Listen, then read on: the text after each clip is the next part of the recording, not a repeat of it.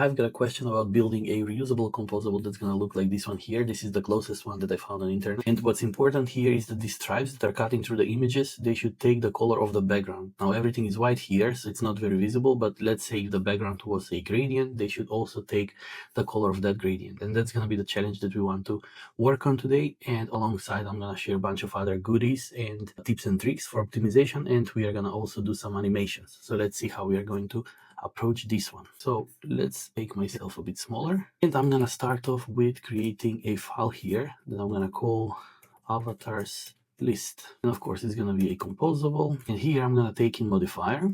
Of course I made the wrong import, and here if you take a look, we need avatars, and because like the avatars most of the time come as a string so that we can load that image from internet, I don't have such avatars prepared.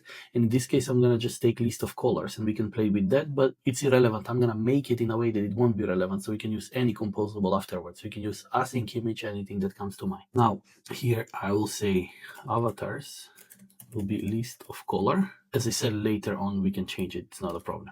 Right away, I'm also going to create a preview for this. Again, composable with the preview annotation, always private function. Of course, I can also wrap it in my application theme. I don't have to. Here, I'm just gonna call the avatars list. I'm gonna pass a modifier for now. Probably I'm gonna pass a bit more to the modifier later, and also then avatars, which is going to be list of colors. And if you take a look here back, each item can be an avatar. So what I'm thinking of, I can create a composable that I can reuse, which is going to be an avatar, and then everything else, like I'm going to stack them afterwards. It could be in a row, in a box, in whatever I want. So probably this one's going to be a box because they are stacking on top of each other. But let's first work on the avatar. So I'm going to proceed with creating here a composable. I'm gonna call this avatar. What I want to do here, if you remember in the reusable composables video, there are a bunch of things that we take in consideration when making something reusable. The first thing is we need to always take in modifier. And then, because here I'm gonna have colors, but later on maybe I want to apply real avatars, what I'm gonna do is I'll take content that's gonna be composable. So essentially I'm utilizing the slot API. So when I have this, it's easy for me to later on supply anything else. I don't have to think about what I'm gonna be supplying right now. Now what's gonna happen here, I am just going to draw a box. I'll pass down the modifier, and then I'm gonna draw the content inside. Now, what's the catch here? The catch is that, as we can see here, we have that avatar. So we have to clip it with a circle, but also we have to draw that white thingy or whatever color, like we are gonna take a look later on. But the color matters here. So we have to draw the content, and on top of the content, we want to draw that circle. Now, of course, there are different approaches we can take here, but what I want to present here is some specific thing, which is draw with content modifier, so that you'll learn how to utilize it later. I'm going to apply the modifier that comes in, and then on top, I'll say draw with content. And this is a function call, but also we can use the lambda call. And here, first thing I want to do is I want to draw the actual content, which means it will draw whatever content comes in. That's a function that you can call inside the draw with content. And then on top of that, I want to draw something. So you have to remember that whatever you call first, it's going to be drawn first, and then on top of it stacks the things. So here I want to draw a circle. And for the circle, I just have to pick some sort of color. It can be white for the time being. It is really relevant for later on, as we can see, but for now, I'm just going to use white.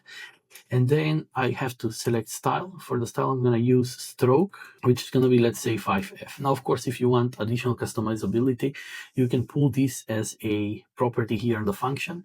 You can default it to 5F so that whoever calls this function will have the ability to change that value. But for now, it's great. Finally, what I'm going to do is, so I have this draw with content, but at the end, I'm going to clip the whole thing with a circle shape. Okay, so far so good. So this is pretty much okay for now. And I want to see how it is going to look like. As I said, I'm going to stack these things one over another in a box. I'll pass down the modifier that comes in to this box. And here, what I'm going to do is I'll just loop through the avatars and then draw them. So I'll say for avatar in avatars, then I'm going to call this function, right? I'm just going to call my avatar function. And in fact, it is always better to use named arguments so that we know what we are doing. As a modifier, I'm going to pass a modifier for now. What's important here is to have the content. If you're looking for similar exercises, challenges, answers to your questions, and even hands-on support with your Android development career progression, find a link below this video and join our Android devs community. So the content here, as I said, I can pass anything that I want. So in terms of, like, let's say if these were actual avatars, list of string, here I could have supplied async image or an image that will be loaded there. But because I don't have that just yet, what I'm gonna use here is I'll use box, and I'll apply the color as a background to that box to mimic that behavior. So I'm gonna say box as a modifier. I'm just gonna apply some size, let's say 50 dp. Then I'm going to apply, as I said, a background to the actual avatar that comes in. And that would be it. So if I build and refresh, let's see what happens. So we see the last color. So if you take a look here, we pass red, green, blue, white. So it stacks one on top of another. And the last one is yellow. So we see the yellow. Now, how do we create something like this? Well, basically, we can just render them and add, like after each one, add some offset, and then it's going to move it to the right. Because the offset, when we add positive one, it moves them to the x-axis to the right. So here, what I'm going to say, before the for, I'm going to create a variable offset that's going to start at 0. And that will be in dp. And then here, as a modifier, I'm going to apply that offset. And then after each avatar, I'm going to increase the offset. So plus equals, basically this is 50. I'm gonna say, let's say 25 dp. So as we can see now, it starts to go somewhere. Like we have to just make a little bit more space. So on this one, I'm gonna say width, let's say 250 dp will be more than enough, because like we have 1, 2, 3, 4, 5. So we are getting somewhere. But let's maybe wrap this into another container that will have a bit more spacing, and then apply a background so we can see how everything is going to look like. So here, I'm going to use box because it's going to be easy for me to center these things. I can say content alignment center, and then I'll bring this in. But here I also have to apply modifier fill max width. I'm gonna apply some height. If this is 50, maybe 100 dp. So 50 is the avatar, so I'll need something bigger. And finally, I'm going to apply background. So as a background, instead of color, I'm gonna use, as I said, gradient. So to apply gradient, I will use brush, horizontal gradient. So as we can see here, now the white thingy is still there. So the thing that we were looking forward to do is how we are going to take the background color in between these avatars. So not this white circle, right? So to do so, here the draw content inside, draw circle, what we can also supply here is blend mode. And the blend mode is something that will help us do this thingy. So blend mode has lots of options. In this case, what we need is we need to clear. But what clear does is, if we consider that these things that we are rendering in layers, first we're having the background, then on top, that's going to be the first layer, then on top we have these avatars, which is going to be, let's say, the second layer. Clear will clear the pixels of each and every level underneath this thing that we are drawing here. So in this case, the circle. So it's going to clear all the pixels down. And we want to prevent that. We want to only clear the pixels for the current layer. So to do that, on the parent side, who calls this avatar, which is this function here, the parent is the box. On this modifier, we have to change something, and that something, we can use the graphics layer modifier, allowing us to change the compositing strategy.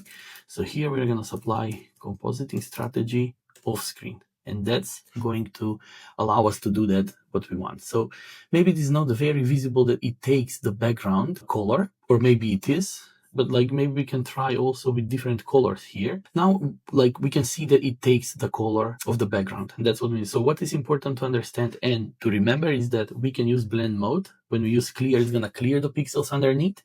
And when we use compositing strategy off screen, it is only going to do that for the layer, in this case, this layer. Okay, so far so good. The last thing that I want to do is, what if I want to spread this out? So for example, I will make the whole thing clickable. So when we click, it's gonna spread out with a nice animation, and when we click, it's gonna collapse back. The first thing is here, I want to extract this into variable. Let's call it size. So this size here, I am going to halve it here. So the offset is going to be the size over 2. Now, if I use 1 instead of 2, it's going to be spread. And 2 is going to be collapsed. By changing this factor here, I will achieve what I want to achieve. But let's animate that. So maybe it's going to be better if I just pull this here above the box. So it's going to be easier to have, define the variables and then everything else. So here I would say variable is spread, which is going to be, remember, mutable state of false. So far so good. And then I will create a value factor by animate float as state. The target is going to be if is spread, then it's going to be 1f, otherwise 2f. And then I'm going to apply that factor here. And that should animate. But now how do I change this is spread? Basically, I can apply here additional clickable modifier. And when I click, I'll say is spread is going to be different than the current. And that should be enough. So if I turn on here interactive mode, boom, look how nicely it is spreading and collapsing back.